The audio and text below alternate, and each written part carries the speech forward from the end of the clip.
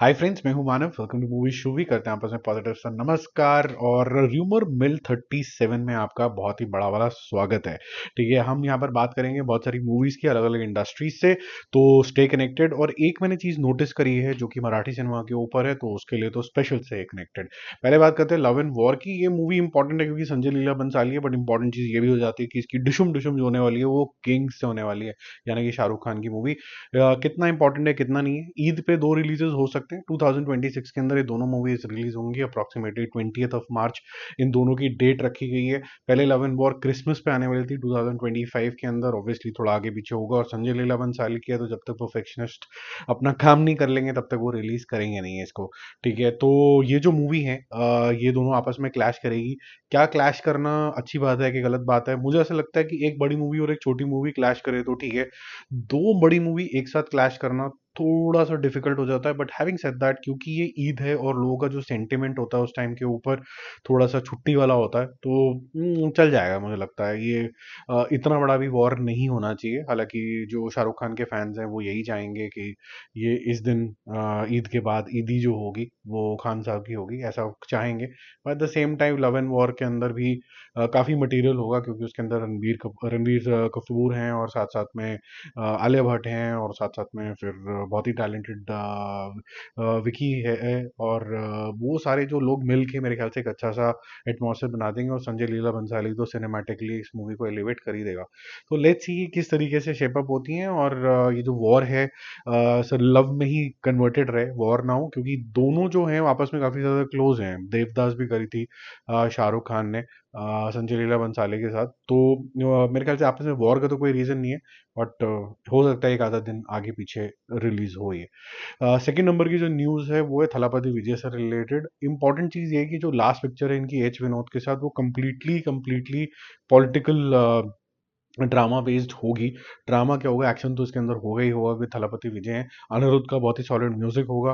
अक्टूबर 2025 के अंदर ये रिलीज होगी नेक्स्ट ईयर। और इनकी लास्ट पिक्चर होगी जिसके लिए 275 करोड़ रुपीस की फीस दी गई है थलापति विजय को। इतने ज़्यादा फीस दी गई है।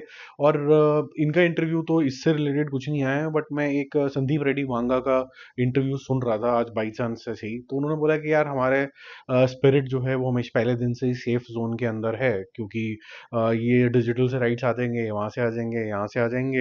मैं अगर 400 करोड़ रुपए की पिक्चर भी बनाऊंगा तो मुझे पता है 150 करोड़ रुपए की तो ओपनिंग ही हो जाएगी प्रभास के साथ, क्योंकि मैं हूँ और प्रभास है। तो इस कॉन्फिडेंस पर स्पीकिंग वॉल्यूम्स।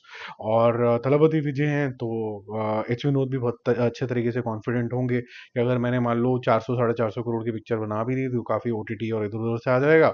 और अगर हमने 200 करोड़ रुपए की ये थिएटर के अंदर बेच भी दी तो 400 करोड़ तो थलापति विजय ऐसे ही 5-10 दिन के अंदर ही कर ही देते हैं।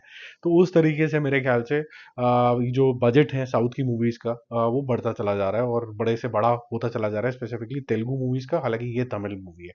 अब बात करते हैं कार्तिक और तृप्ति डिमरी की, जो अनुराग बासु के साथ मूवी आने वाली है। इसका नामकरण तो कुछ नहीं किया गया, बट जो लोग भी कार्तिक के फैन है या तृप्ति डिमरी के फैन है, क्योंकि उनकी तो लॉटरी लग गई है एनिमल के बाद। हर बंदा उनको साइन करना चाहता है भाभी 2 को। सितंबर से लेकर फरवरी में इसका शूट होगा और एंड ऑफ 2025 रिलीज होगा। और सबसे अच्छी बात है कि प्रीतम का म्यूजिक होगा, और जब भी रोमांटिक जोन के अंदर प्रीतम म्यूजिक देते हैं तो अच्छा होता है। और मैंने देखे जितने भी एक्टर्स हैं जो बड़े होते चले जाते हैं उनमें म्यूजिक बहुत इंपॉर्टेंट रोल प्ले करता है। सॉन्ग्स बहुत इंपॉर्टेंट रोल प्ले करता है। और म्यूजिकल फिल्म हो और टी सीरीज की प्रोडक्शन वाली हो तो एक्सपेक्टेशन थोड़ी हाई हो जाएंगी, क्योंकि वो सबसे बड़ा एटलीस्ट म्यूजिक प्रोडक्शन हाउस है। तो यहाँ पर सारी जो आय होंगी वो वहाँ पर होगी। और वैसे भी अनुराग बासु का ये जो मूवी थी इससे पहले वाली वो आशिकी 3 थी, जिसको नहीं बना पाए, और उसकी जगह पे कोई और मूवी बन रही है। और लोग बहुत से लोग इंडस्ट्री का मानना तो यही है कि बस उसका टाइटल हटा दिया गया, एक्चुअली में आशिकी 3 के जोन के अंदर ही जाने वाली है। लेट्स सी कैसे शेपअप होती है। अगर थोड़ा सा इस जोन के अंदर हुआ, आशिकी वाले टाइप के जोन के अंदर ही हुआ, तो समझ जाना कि बस इसका नाम ही चेंज हुआ है, एक्चुअली में स्क्रिप्ट सेम ही थी। चौथे नंबर पे बात करते हैं विशाल भारद्वाज और शाहिद कपूर की एक्शन फिल्म के ऊपर। शाहिद कपूर डिशुम डिशुम करते हुए नजर आएंगे। इंटेंस तरीके से विशाल भारद्वाज हमेशा प्रेजेंट करते हैं, और जितनी भी मोस्ट एक्टिंग ओरिएंटेड वाली मूवीज हैं वो विशाल भारद्वाज के साथ ही हुई हैं, चाहे वो कमीने हो, हैदर हो, इवन रेंगून में भी इनको अप्रिसिएशन तो मिला था। बट बट वो मूवी किसी वजह से मेस्ड अप हो गई थी। अदरवाइज विशाल भारद्वाज ने हमेशा शाहिद कपूर को अच्छे तरीके से ही रिप्रेजेंट किया है। अब इसके अंदर भी तीसरी जिमरी आ गई है, और जो बिग प्रोडक्शन हाउस है वो एसोसिएटेड हो गया है। हालांकि विशाल भारद्वाज कई बार अपनी खुद ही प्रोड्यूस करते हैं पिक्चरें, लेकिन साजिद नाडिया वाला बिग टाइम पैसे इसके ऊपर लगाने वाले हैं। अब जितने भी प्रोड्यूसर, उनको ये समझ में आ गया कि अगर अच्छी सी ओटीटी की डील मार लो और अगर इसको एज अ बिजनेस देखो तो हो जाता है। लेकिन आमिर खान का सोचना अलग है। आमिर खान कह रहे हैं कि भाई नहीं, अगर मैंने 8 की तरह इस पिक्चर को देखा है तो मैं इसको 6 महीने तक नहीं बेचूंगा, और वो भी मैं सोचूंगा मुझे कब बेचनी है। तो he will start that trigger कि ओटीटी पे एकदम पिक्चर ना आए। मेरे ख्याल से जब आपके पास ओटीटी प्लेटफॉर्म है, वहां के लिए पिक्चरें बन रही हैं, तो आपको इतनी क्या जल्दी है कि थिएटर की पिक्चर यहाँ पर ला लें। थिएटर को थिएटर रहने दो यार, तभी वो थिएटर भी सर्वाइव कर पाएगा। और वो जो सिनेमा का एक्सपीरियंस है कि टिकट खरीद के जाके देख के आना है बड़े पर्दे के ऊपर, तभी थोड़ा वो ग्रो भी करेगी इंडस्ट्री। कुछ तो नॉर्म्स होने चाहिए, ये नहीं कि बस ओटीटी पे उठा के देख लिया और फिर आपकी इच्छा है कि आपको ये इस पिक्चर का जो थीम है पसंद नहीं आ रहा है या फिर ट्रेलर पसंद नहीं आ रहा, तो ठीक है, हम जब आएगा 6 महीने बाद देख लेंगे, अभी भी कोई एक्साइटिंग नहीं लग रहा है मामला। तो लेकिन पहले तो जाने की थोड़ी सी हिम्मत करेगा ना आदमी के। 6 महीने चलो बहुत दूर है, अभी फिलहाल तो मैं देखा हूँ जाके। फिफ्थ नंबर पे जो आजकल एक नया ट्रेंड शुरू हुआ है कि जिस भी पिक्चर का थोड़ा सा भी एक्साइटमेंट होने लगेगा तो कहीं ना कहीं बॉलीवुड के ऊपर बॉलीवुड बायकॉट, या फिर कहीं ना कहीं एक और ट्रेंड चल जाएगा, क्योंकि ये तो ना कहीं ना कहीं से कॉपीड है या फिर ये तो कहीं ना कहीं का रीमेक है। तो राज शांदिला जो कि डायरेक्टर साहब हैं विक्की और विद्या का, विक्की और विद्या का वो वाला वीडियो का, तो उनको इंटरव्यू में बताना पड़ा कि भाई नहीं, एक तो ये ओरिजिनल है और सिर्फ ये ओरिजिनल नहीं है, इसका तो मैं सीक्वल भी लिख चुका हूँ। तो ये दोनों बहुत ही कम टाइम गैप के ऊपर आएंगी, और फर्स्ट वाली अगर सक्सेसफुल हो जाती है तो सेकंड वाली हम इमीडिएटली प्रोडक्शन के अंदर डाल देंगे। तो ये आई थिंक बहुत ही बेकार बात है कि बस तोहमत लगा देना कि ये तो ना रीमेक है। अब ना मेरे ख्याल से इंडस्ट्री भी इतनी बेवकूफ़ उल्लू नहीं है कि मतलब अब रीमेक के ऊपर थोपती चली जाएगी। गलतियां करी हैं 2 साल में, लेकिन वो 2 साल वाली जो गलती है वो 4 साल पहले करी थी, जो आपको 2 साल में दिखी, क्योंकि 2 साल तो बनने में लग जाते हैं, फिर रिलीज होते होते थिएटर तक लग जाते हैं। तो ऐसे जबरदस्ती का मेरे ख्याल से स्टैंप लगाना तो ठीक बात नहीं है। अब जो मैं बोल रहा था मराठी सिनेमा के ऊपर, मेरे ख्याल से जो उनका प्रोडक्शन बजट है और जो सीरियसनेस है इसके ऊपर बढ़ती चली जा रही है, और आप देखोगे अच्छे अच्छे प्रोडक्शन हाउसेस कॉर्पोरेट्स भी इसके ऊपर पैसा लगाने लग गए हैं। तो मराठी सिनेमा एक आ रही है रंथी, जिसके अंदर शरद केलकर हैं। अभी तक वो सिर्फ आवाज़ देते थे, और मराठी मूवी में तो खैर आते ही आते थे, वो काफ़ी सारी मूवी कर चुके हैं और पीरियड फिल्म ज़्यादा करी हैं उन्होंने। तो ये वाले में वो एज अ हीरो आ रहे हैं, और जो पोस्टर है क्वाइट सिमिलर है जो फर्स्ट वाला पोस्टर था ऑफ केजीएफ, जिसके अंदर हथौड़ा था, और उसी स्टाइल में खड़े हैं, लेकिन हथौड़ा नहीं है। ठीक है, 22 नवंबर को आएगी, और ये एक out and out mass movie होगी, और biggest and the boldest Marathi movie of the decade इसको बोला जा रहा है। जो इसका बैकग्राउंड म्यूजिक है, जिस तरीके का पोस्टर आया है, 90s के आसपास का जो समय बना हुआ है इसके अंदर, ये ऐसा लग रहा है कि 90s के जोन के अंदर है, वो काफी ज्यादा जबरदस्त लग रहा है।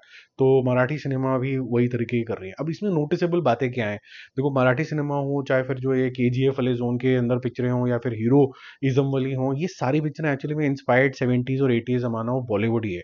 तो जिसको गालियां मिलती रहती हैं इतना, वो शायद मेरे ख्याल से पब्लिक का प्यार ही है कि यार तुम अपनी ही जो हीरोइज्म वाली मूवी है उसी को पीछे छोड़ दिए, थोड़ा ज्यादा रियल होने की कोशिश करी, थोड़े वेस्टर्न होने की कोशिश करी। ठीक है, वेस्टर्न में भी आप थोड़ा सा ज्यादा एक्शन और ड्रामा ला सकते थे। धूम was a classical example of that और वेरी सक्सेसफुल वन, तो वैसा कुछ कर देते।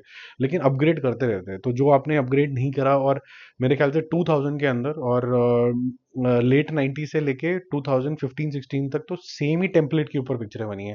वो थोड़ा सा सेटबैक हो गया, पब्लिक थोड़ी सी नाराज हो गई, और फिर ओटीटी के ऊपर थोड़ा एक्सपोज हो गया, और उसके बाद फिर लोगों ने जबरदस्ती भी स्टैंप लगा दी कि बॉलीवुड हाई है जबरदस्ती। बट ठीक है, एनीवेज। अब सेवेंथ नंबर पे बात करते हैं। देवारा कुछ एक्स्ट्रा ऑर्डिनरी ओपन करने वाली है यूएसए के अंदर। 40,000 टिकट्स ऑलरेडी बिक चुकी हैं। तो ये एक्सपेक्ट करना कि ये काफ़ी मिलियंस का खेल होने वाला है देवारा का, और काफ़ी एक्साइटमेंट है आउटसाइड। हालांकि मैं पर्सनली अगर आपको बताऊं, तो the only bright spot in the trailer so far, the asset that I have seen is Saif Ali Khan. To be very honest, they have not even presented NTR in the right manner. और एनटीआर को मुझे ये पता है कि उसका स्क्रीन प्रेजेंस इतना अच्छा है, काफ़ी अट्रैक्टिव तरीके का वो जोन के अंदर ले जाता है ऑडियंस को, कि उसकी तरफ ध्यान जाता है। कई एक्टर्स के अंदर ऐसा मैग्नेट होता है, वो कर सकता है, बट मेरे ख्याल से डायरेक्टर साहब उसको ढंग से यूटिलाइज नहीं किया देवारा के। किसी के अंदर भी ऐसे इंटेंसिटी नहीं आई, कोई ऐसा शॉट नहीं आया, ऐसा क्लोजअप नहीं आया तो थोड़ा सा डिसअपॉइंटिंग जरूर है अभी, but I am just keeping my fingers cross कि ऐसा हो, बढ़िया निकले पिक्चर, या अदरवाइज ये फिर उसी जोन के अंदर चली जाएगी, टिपिकल मसाला मूवी। अब देखना तो देख लो, सेम टेम्पलेट के ऊपर वो 200-300-400 करोड़ भी कर जाएगी, लेकिन नथिंग न्यू टू ऑफर ऐसे वाले जोन में अभी तो लग रही है। बट लेट्स सी इसका फेट क्या निकल के आता है। जल्दी मिलते हो रिव्यूज और updates, stay connected, bye bye.